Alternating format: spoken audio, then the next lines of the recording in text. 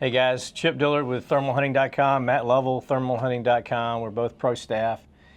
We were talking to Matt Lawrence the other day, and he was saying that some of the guys they've been selling new product to, the scopes and the scanners and the suppressors, they were asking for more tips about how to night hunt.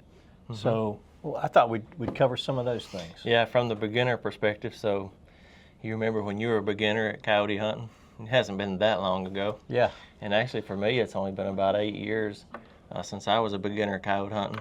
And man, I can remember that well because those are some tough times. You know, I did all daytime hunting back then, and I had to learn on my own. I'm gonna tell you what, it was some trial and error for sure. I'd have loved to have had some tips, you know, somebody to help me along the way. So yeah, this is great. We can give some tips out on that. So.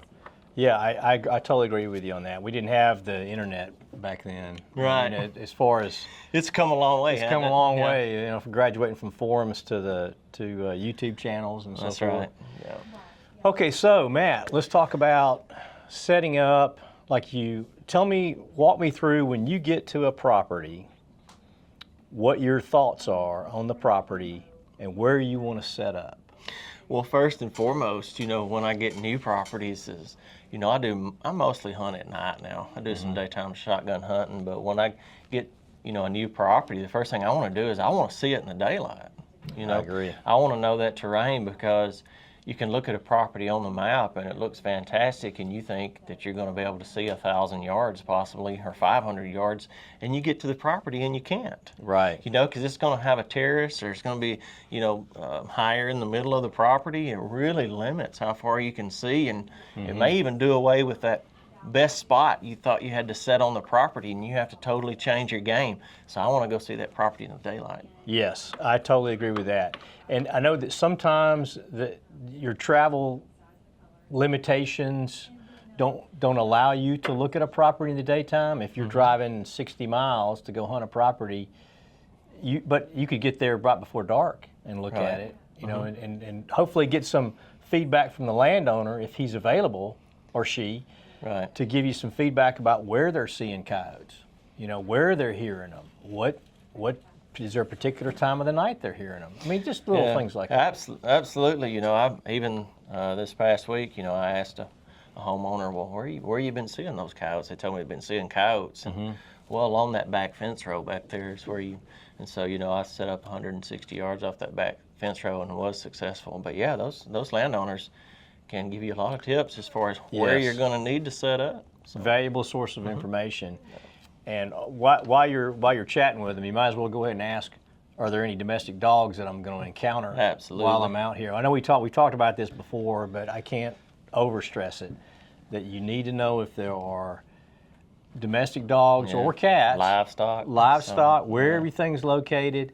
And we'll get to it later, but definitely don't shoot at anything moving when you're in livestock. Right. Okay, so we've gone over like a little bit of the daylight thing. So now you're there and you're looking at the property. Tell me about what's going through your mind when you're talking about where you're going to set up.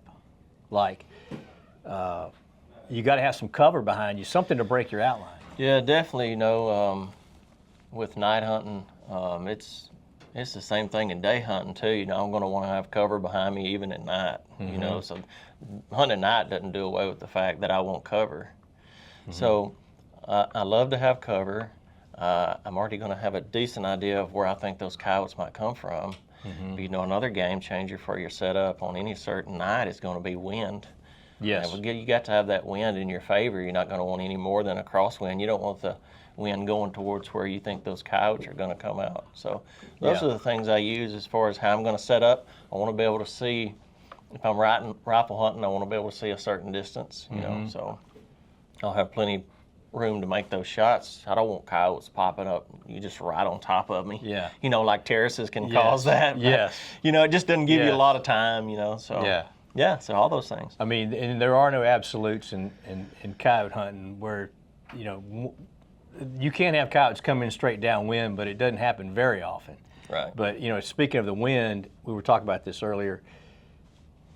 Don't rely on a wind app. Don't rely on your phone to tell you wind direction. I carry a little bottle of wind check powder, and I just got the carpenters.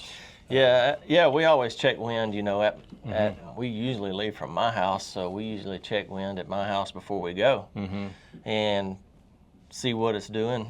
You know, a lot of times, sometimes when you get to where you're going, it may have changed. And it may change on the stand when you're there. Sometimes on stands it'll change 2 or 3 times. So really on a property, you know, we want to know ahead of time as well, what if the wind's doing this or the wind's doing this? Do I have multiple setups? And we're going to already know that ahead of time. Yes. So. Yeah. And I'll check it, you know, like I said, during the stand. You might want to just, I'm always pulling my powder out and just giving it a squirt. Absolutely. Sometimes during the middle of a stand, all of a sudden you'll feel that wind hit you in the back of the neck. That's just part of hunting. It is, and you just have to deal. And then I'm probably not going to change my stand location right then, but I'm going to know that when he gets out there, I've only got limited time to make the shot. Yeah. Whereas if you've got the wind in your face and he's coming, you got lots of time. Yeah. And so, you know, you can wait till they stop, I'll let them get closer. I mean, I don't like to drag them 300 yards, so I like to get them in close. So if you've got the wind in your face or crosswind, you've got more time to deal with, right? Yeah, and for an example of that, you know, we hunted on a big farm a couple months ago, and the people that were with me, you know, I walked us in about 250 yards, you know, and I could kind of hear them moaning about it, you know, followed me. Why is he doing this? Why are we walking so far? Yeah. And, you know, when we sat down, you know, and they're like, why'd you walk us so far in this open field? I said, so you'll have more time to shoot. Yeah. So we needed to position ourselves with a wind where they had more time to shoot at the coyotes before they were going to catch wind. It's very important. Yes, so. Yes. And to that point, I was on a stand a couple of weeks ago where when we first, and I had a guy from Kentucky with me, Andrew Hacker was with me. He was in town working, so I took him. But we had, where we opened up on one side of a pasture, had coyotes answer us behind us. So I said, all right, we're going to move. We moved across the pasture. And then when on the way there, I turned the call around and aimed it back up at us, and we were able to call one in. I mean, she came right in and we killed her. But don't be afraid to move. It's a pain, but you can move. Right. Okay, so we've talked about setting up, you know, getting hidden, whether it's under a tree or next to a tractor or next to a barn. I set up a lot of times just right on the other side of a barn or even a property owner's house, because in darkness, coyotes are real comfortable coming in closer than they would in the daytime. They are. That's correct.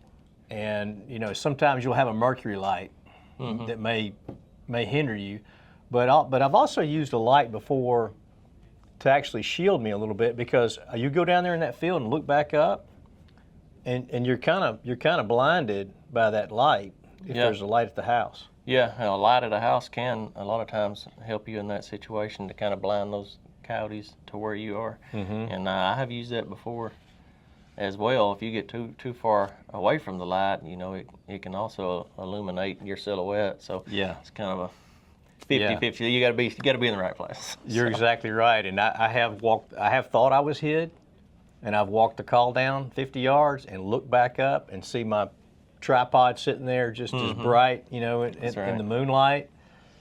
So you got to be careful. And I know I stand when I hunt, and you sit in a chair when you hunt, so you'd have a lower profile than I would. And actually the other night I did get down on my knee. I lowered my tripod and got down on a knee because I was so silhouetted on you know, the profile. Right. Okay, so but you know, when we get set up, talk about how important it is to get your tripod the right height and have the right footing. And yeah, so when I sit down, like Chip said, I sit down when I hunt, he stands up. So when I sit down, the very first thing I do is put the rifle on the tripod. You know, I'm actually still standing up when I do that. And I'll get the rifle secured, and I'm going to sit down. And before I even put the call out, the first thing I do is make sure the tripod is set to the perfect height for that terrain I'm on right then. So when I come back and sit down, I'm ready to go. Okay. And then I go put the call out. Okay. So, and if you do move, you're going to have to adjust that tripod, but I want to make sure everything's perfect you know, for shooting, and then I'll go put the call out and come back and I will put a round into the rifle. So yeah, and because you're sitting and I'm standing, my footing is important to me, whereas it's not for you because you're in the chair. If my feet have got to be comfortable on the ground, and so I've mistakenly set up a couple of times where the cattle have worked an area. It could be around where a gate, where they've come through the gate. And your footing is very important as far as your stability. So you got your tripod set up, you got good footing, you've checked the wind, you know where everything is as far as if there's any terraces out there, you're looking for those. You know about where the coyotes are going to come from, but that's not foolproof. I mean, they could come from anywhere, right? So now let's talk about calling sequence. Yeah, that's the thing. You find out how you want to set up on your properties. You get everything perfect down to that tripod ready to go, and then comes what can be the hard part, and that's what calling sequence am I going to use to get those coyotes in. And man, that can be really confusing for new hunters. And different hunters use different call sequences for sure. Yeah, different call sequences, you know, can be very effective. But what would be your advice to a new hunter as far as call sequence? I would say if you're targeting coyotes, I usually start out every stand with a lone howl of some kind. If you're going to go bobcats, that's a whole different story. You don't want to use any coyote vocals for that. But I would start out with a lone howl of about a 30-second series and then just shut it off and wait. And because they're not going to always vocalize, they'll just wander in. And you and I have talked about this before. You and I have a similar calling style where we don't use a lot of sound. We don't fill the air with sound for 20 minutes or 30 minutes. We like a lot of silence. So, I mean, what do you do? Are you doing something similar like that as far as? Yeah, I do. You know, usually, you know, I've been starting off with a howl, you know, but I'll howl once or twice, and I mean, it's going to be a long time before I do anything else. Yeah. That's just the way I hunt. We're really successful doing that, so I don't see a reason to change that. You know, we do finish a lot of coyotes with prey distress, and what I mean by finishing is we howled, and however long it takes them to come in, they're within sight, and I'll finish them with the prey sound to get them to come tight, you know. Yeah. To get them to come within that range to where we're really comfortable, which is going to be 200 or less. Is where I'd like to shoot a coyote. So. Yeah, I agree with that. And like you said, we have a style. There's other styles out there that work. This is just the styles that we like to use. Now I may not wait 20 minutes to do another sound. I'm gonna wait about 5 minutes. And that's the difference between me and Chip. He may do a sound quicker than me. You know, once I do those initial howls, it's very ordinary for me to wait 40 minutes before I do anything else if I have to wait that long. Yeah. So but you know, as far as what beginners are going to do, one thing I would, you know, warn beginners from doing. Yeah. Is overusing that call with pup distress and coyote fights. And the thing about new hunters, beginner coyote hunters, is they usually don't have tons and tons of property. You know, they're going to get it, but usually, you know, they don't have tons at the time. Some are lucky and do have, but you know, so I mean, you got to be careful about going in there and, you know, blowing that call out every single night or every other night using those fight sounds. And because if you want to talk about a super educator sounds, that's going to be fight sounds, in my opinion. So I agree with that. And I've had coyotes look up at me and then turn and go the other way with certain sounds. You know, and so that tells you either A, if I've called the property before, they know I'm there, or B, somebody else has called the property. Yeah, and if I can make another point, you know, about those aggressive fight sounds, one thing that every coyote hunter needs to consider, and that I consider, is that not every coyote wants to fight. Right. You know, just like humans, some coyotes are timid. Yeah. Some coyotes don't want confrontation. All animals are that way. Some of them are more aggressive and some of them are timid. Yes. So with me, I want a chance to get all those, even the aggressive and even the timid. Yeah. So I'm not going to blow out a farm with a coyote fight as soon as I pull up. Yes. Yes. I totally agree with that. And that's why when we do periods of silence, that gives us some of those timid coyotes a chance to kind of wander in to see, hey, wonder what was going on over there. I want to go check it out, but I don't want to go in there and get in the fray. I just kind of want to see who's here. Yeah. You know, and they'll do that. Yeah. I had one do that the other night. Some people don't like to be around a crowd, and some coyotes don't like to be around a crowd. That's true. You know, so that's true. So we talked about howls, and sometimes I'll do a howl series, a lone howl series, which is an announcer series, and I've had really good luck with the MFK, that Come Here Lonely Howl. Oh, it's a great one. It's a good sound. It's an all-time great one. It's a bold, you know, kind of like, hey, I'm over here. Yeah. If anybody wants to know where I am, I'm right here. Yep. If you want to come see me. And I wouldn't even call it aggressive, really. It's just I'm here. You can do something about it if you want. You know? Yeah, right. So. And then I'll wait a few minutes and maybe I'll do it again, or I'll use a pair howl and then wait a few minutes, and then if nothing, then I'll usually go back to a prey distress right then, because you know, even though we finished up breeding season recently and now we're into the denning season, but you know, coyotes have to eat. Yeah. Now, they may not be hungry when you're there, but they're going to be hungry at some point. And so you have to, I feel like you have to throw something out there, whether it's a rabbit or a bird, something like that, and just, you know, for a couple of minutes. Yeah, especially when those pups hit the ground, you know, as far as hunger, it's going to be scaled up another level. Those coyotes are really going to be hungry. That mama's got to produce a lot of milk, and, you know, that daddy dog's going to have to be bringing in meat and stuff too for the mom to eat and help her out. And man, it just, you know, they've got to eat. I love prey distress too during that time. Yes, yes, and it works.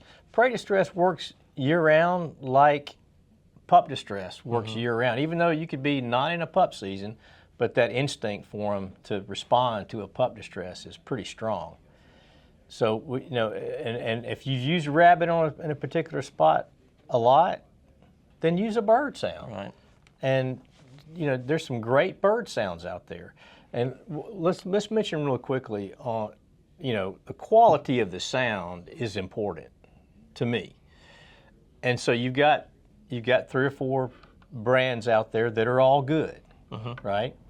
You and I are on a particular brand of caller, but there are 2 or 3 out there that will work fine. Oh yeah, right. Yeah, there's quite a few good callers, and you don't have to be locked down to one brand caller to be a successful coyote hunter. I like different brands. They all, you know, the ones I use, they have really good howls and really good prey distress, and I mix my callers up to keep my sounds fresh. Yes. And you know, if I thought those callers didn't have good sounds, you know, I wouldn't use them. But I've got a couple that I really love. So yeah. And I wouldn't want to be without either one of them. Yes, both of them are in my truck. And if I've called with one of them on a particular property a lot, I will use the other one. Yeah. Especially if you've maybe killed one out of a pair and the other one got away, I'll use that other caller because it sounds a little bit different. You know? Yeah. So the first part of this night season, I used one certain brand of caller, and you know, did pretty good with it. Did well with it, and you know, I've switched and mainly started using the other one, you know, now for the last 3 weeks, and man, it's been hot. You know, there's certain couple of howls on it, man, they've really responded to. So yeah, I love both of them, and definitely want to keep my options open when it comes to call brand. So. Yes, and there are some good quality sounds out there that are available that you can download onto your caller if you've. I know there's some of them are, you know, there's certain lines that are encrypted that you can't do that with, but there's some other ones out there that are good. There's 2 or 3 guys out in the country that are independents that are making some good sounds. Yeah. So I just wanted to mention that about absolutely. But while we're talking about that real quickly, mention how important a scanner is. You know, what do you think? What are your thoughts on a scanner? Well, I mean, I'm scanning. I pick my scanner up to my eye as soon as I step out of the truck. Yeah. You know, and I keep a hand open when I'm walking in where I can scan walking in. You know, and it's just like if you're hunting in the daytime. You know, you're looking walking in, you're paying attention. You just don't have to have a scanner to be able to see. Yes. But yeah, scanning's very important, and I scan all the way back out after the hunt's over. I do the same thing. So and then when I get home, I scan into my hayfield. So you know, yeah, that's right. Me and the scanner, we're joined at the hip, especially when it comes to coyote hunting. Man, you got to have that thing. So I totally agree with that. It's the most important tool I've got. And if I would give advice to someone who's just looking to get into the sport, I would say buy the scanner first. I know that's counterintuitive to a lot of people who are, you know, have a limited budget, but I would say buy the scanner, get used to using the scanner and identifying animals out there in the dark before you start actually hunting them. yeah, That would be my advice. Like I said, budgets don't always allow that, but if I was gonna spend the first couple $1,000, $3,000, I'd get a scanner.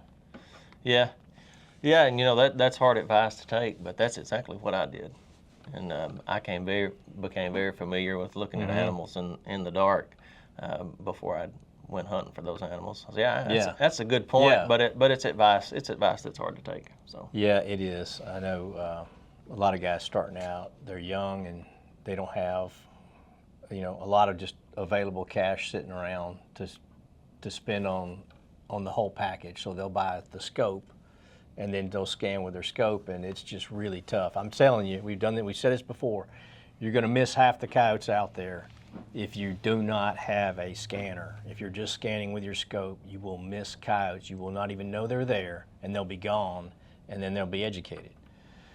So, and then, okay, so we talked about lone howls and prey distress. What about any kind of, now we're kind of out of breeding season now, so you may not be using some of those. Are you still using submissive tap out, like in the MFK submissive tap out? So MFK submissive tap out, you know, as far as I'm concerned, is the top 5 sound all the time. So you'd use that all year? I've killed hundreds of coyotes off of that sound. You know, it's a great finisher, just like prey distress. Okay. So, and it's good for bringing coyotes back, even if you've shot. Okay. So yeah, that's a good one. You know, it's a really good one. You know, after they drop pups too. Okay. So it's good all the time. I'm going to keep that in mind. It's good all the time. I'm going to keep that in mind because every once in a while Matt and I will talk, and he'll remind me of sounds that I have, you know, forgotten to use in a while. So those are good tips. And they've come out with some more. That's a social sound, is what you'll call that, MFK submissive tap out, and they also have submissive beggar. That's, you know, sort of along those same lines there. And that's another one I haven't used in a while, but I know it's a good sound. Yeah, it is. I mean, a lot of people, you know, kill coyotes using that sound. And there's other social sounds on, you know, on the other call brands that we use. And man, I'm big on the social sounds. You know, those are, you know, a very integral part of what we do in coyote hunting. Is just as important as any other sound. So, you know, the prey distress, the social sounds, and the howls, just really, really important. And now, because we're into April, so now we're in that denning season, and that we both have already culled coyotes that had young ones inside them. Oh yeah. So you know there's some out there that are already born. Okay, they're in the den. So now, and I was reminded watching one of the Fox Pro podcasts the other day, or it might have been John Collins did a post. But it was those little pup cries. Oh yeah. Those little crying pups where they're just, you know, it's not very loud. Yeah, that's a good sound. And several of the call makers, you know, have those. But yes. they'll have them 1 week old, 2 week old pup cries, 3 week old, all the way up to, you know, 12 week stuff up till the pups start howling. You'll have the pup howls. Oh yeah, we use those as soon as those pups hit the ground. You know, they're in the den. yeah, that's a big draw to get those the mom and daddy dog in. So yeah, very good stuff right there. So, yeah, especially this time of year, April, May. Didn't used to have those kind of sounds. No, we didn't. So that's a game changer. We didn't. So. And, the market, all these guys that are producing quality sounds have access to coyotes to provide that quality of audio. It used to be now, I mean, like, just an example would be, Tory Cook's one of the best in the business as far as using diaphragms. But since he's now has access to live coyotes, like some of the other guys have, it's a game changer to me as far as that sound. You can't duplicate totally a coyote sound with a diaphragm. He's really good, and you're good too. Well, you can't duplicate it like what it sounds like on the recordings. Yeah. And I'm going to take the recordings. So, yeah. It's just more like life. Yes. So, I can sound like a rabbit with a diaphragm as well, but it's easy for me just to punch that button. Yeah. Because it takes a lot of air to run a diaphragm anyway. Yeah. It's easier for me to sit there and punch a button. Yeah. Plus, you got that sound coming out of a speaker that's 50 yards from you. Yeah.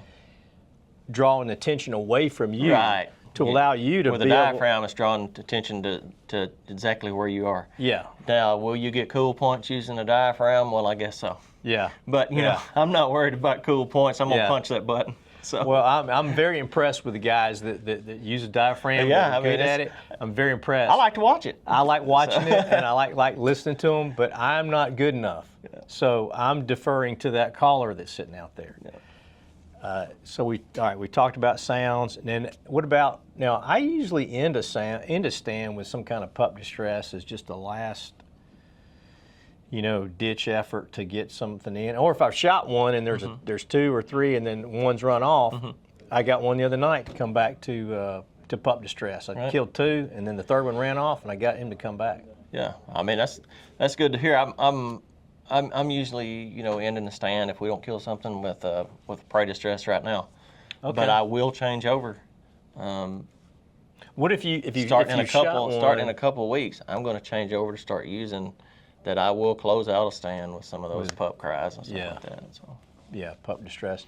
Now, if I've got my eyes on one in a field, I've walked in, I'm scanning, or I'm coming into a field, I hadn't even started calling yet. I want to mention this real quickly, that I'll put that collar out there, or even if I can't move out there and I'm afraid I'm going to spook that coyote, I will put the collar almost at my feet, and I'll turn on like a real faint rodent squeak. Yeah. Like a vole squeak. Just raise that volume to the ear. And just raise that volume up gradually until it hits their ear. And that works, I would say, 80% of the time, maybe more as far as a percentage. But that way you can kill that coyote, and then you can start your howl series after that. And you hadn't just blown up the area with sound. Yeah, and I've done that several times. Yeah. And it could be a newborn rabbit sound, that little small faint that gets them in. Okay, so then you end the stand with a pup distress or a prey distress like you've done. How long are you going to sit there for? You going to sit there for a few minutes? After you've done the last sound? Yeah, we generally will, even if we're, basically think maybe we're not going to kill anything and we do a little distress, we'll usually sit there for 5 or 10 minutes after we, even stop that distress. I'm gonna give a coyote a chance to peek out of the woods or come to the edge of the field. I like to kill coyotes, and a lot of times you got to give coyotes time if you want to kill coyotes. Yes. So the running and gunning is not for me. Yeah, but me either. It's good for a lot of people like to do that, but I'm way more patient. So. Yeah, and I would say to the patience thing that Matt mentioned, I would say it should be easier for guys who've deer hunted their life to be able to do what we do as far as sit in silence for a while. But I don't know why it's different for them, these younger guys especially. They just want to play sound, and then move on after 15 minutes. And I, growing up deer hunting, which I did, don't be afraid of the silence. I mean, and embrace it and have some patience, because and the other thing is, you and I are both similar in that when we go to a property, we're there to eliminate coyotes for a landowner. We're there to have fun, yes, but we're trying to get rid of some coyotes there. And if you just stay 15 minutes, coyotes that have, they've been hunted. Yeah. So you're getting into a different ball game there. And as far as you talking about silence, I mean, to me, silence is one of the best calls there is. Yeah.